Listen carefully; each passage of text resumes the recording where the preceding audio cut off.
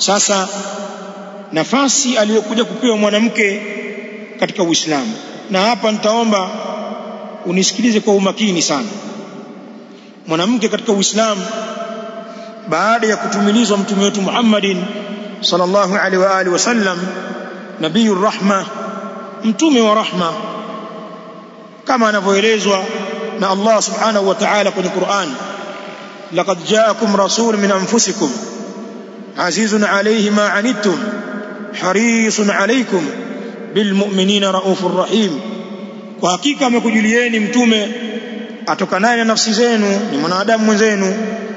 Mtume anapata uzito kwa yale majanga ambayo yanawapata watu katika umma wake, harisun alaykum, lakini mtume huyu sallallahu alaihi wa alihi wasallam anapupa kubwa sana juu yenu nyinyi Waislamu, anapupa ya kuwaongoza katika njia ya haki.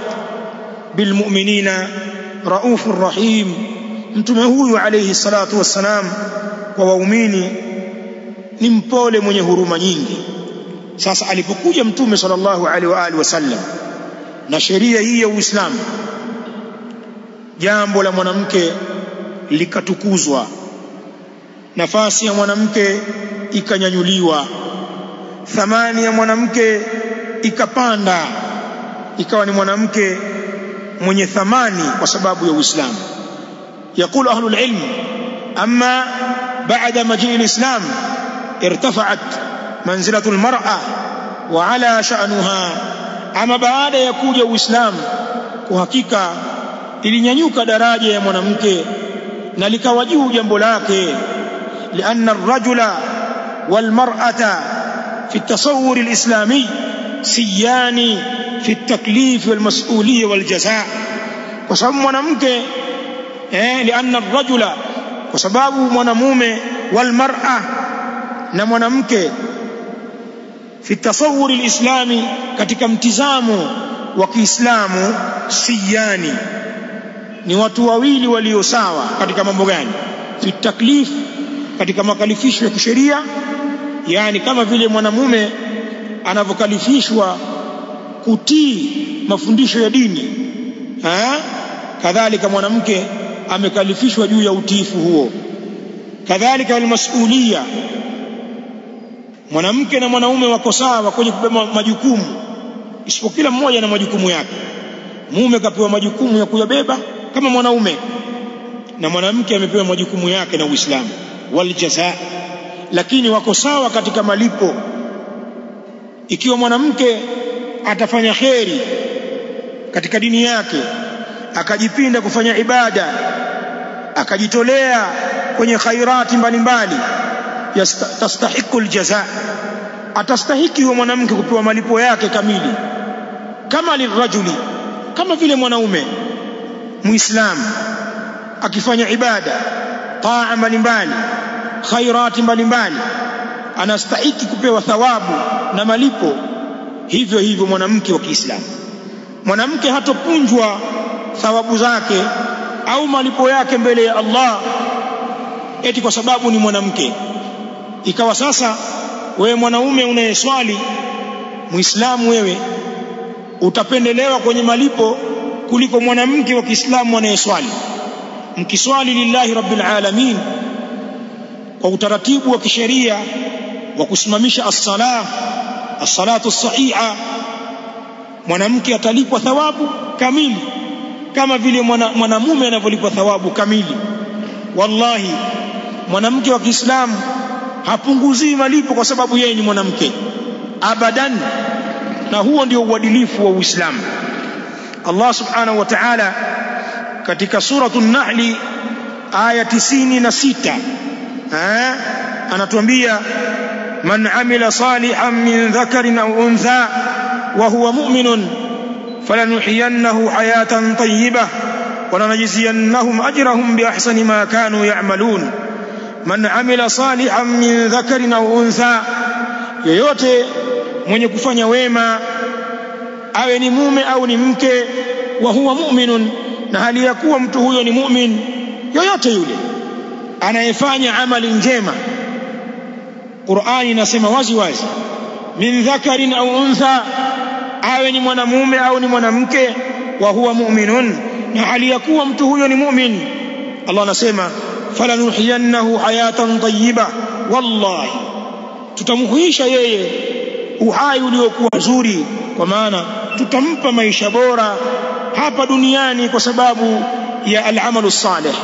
Wala najziyannahum ajrahum bi ahsani ma kanu ya'malun, na wallahi tutawalipa wao malipo yao kwa yale mazuri ambayo walikuwa wakiyafanya.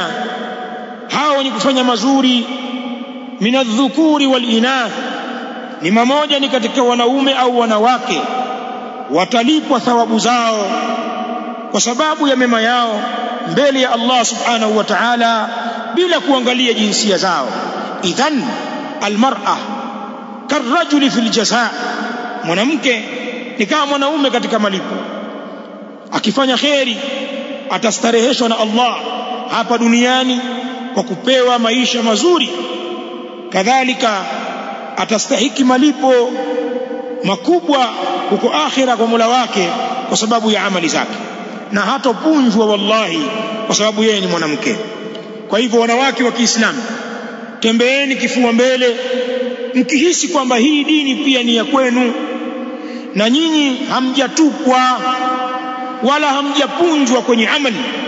Na waambie wanawake wa Kiislamu, simameni kwenye kufanya ibada, fanyeni ibada kwa wingi, simamisheni swala, swalini sana swala za faradhi na za sunna, fungeni saumu za faradhi na sunna.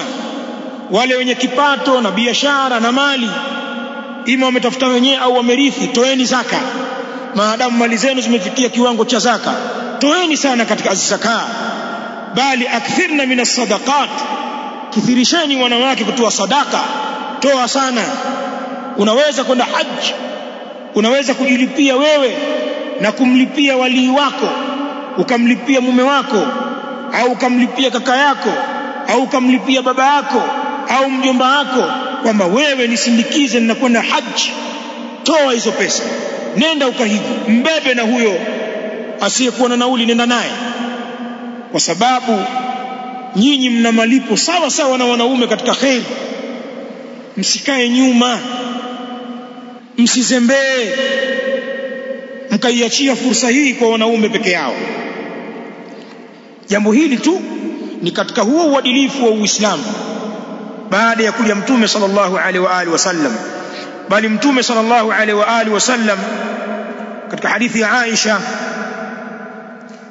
radhiyallahu ta'ala anha inda al-Imam Abi Daud, katika sehemu ya hadithi hiyo yakulu an-nabiy sallallahu alaihi wa alihi wasallam, innama an-nisaa'u shaqa'iqur rijal, kwa hakika si vinginevyo wanawake ni ndugu wa wanaume, ni ndugu hao kana kwamba wamezaliwa pamoja.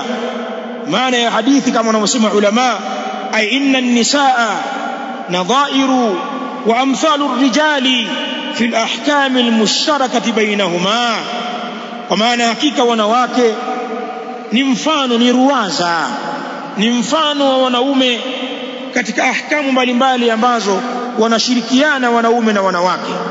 Naam, yako baadhi ya mambo ni mukhassasa bin nisa, yamehusishwa kwa wanawake tu na hukumu zake ni kwa ajili ya wanawake. Mambo hayo maalumu watabaki nayo wanawake, wanaume hawatahusika nayo. Yako mengi tu, mfano wanawake wana mapumziko katika ibada ya sala. Naam, tena mapumziko yasiyokuwa na kulipa wanapokuwa katika ada zao. Mwanamke anapokuwa katika hedhi anatakiwa asiswali swala yoyote, swala ya sunna, swala ya faradhi na ya sunna, na anapotaharika ataendelea kuswali swala ambazo atakutana nazo, na zile zilizompita wala hatolipa. Hii ni fursa maalumu wamepewa wanawake. Sasa hili ni jambo la wanawake. Kadhalika akipata hedhi au nifasi hatofunga, hata kama ni saumu ya faradhi Ramadhan, ameruhusiwa kula mchana kwa ajili ya hedhi au ya nifasi, na atakuja kulipa saumu zake baadaye, hata baada ya Ramadhani kuondoka. Haya ni mambo maalumu kwa ajili ya wanawake. na yako mengine mengi tu, lakini ukiyatoa hayo, ahkamu zingine zote za kidini wanaume na wanawake wanashirikiana katika hilo.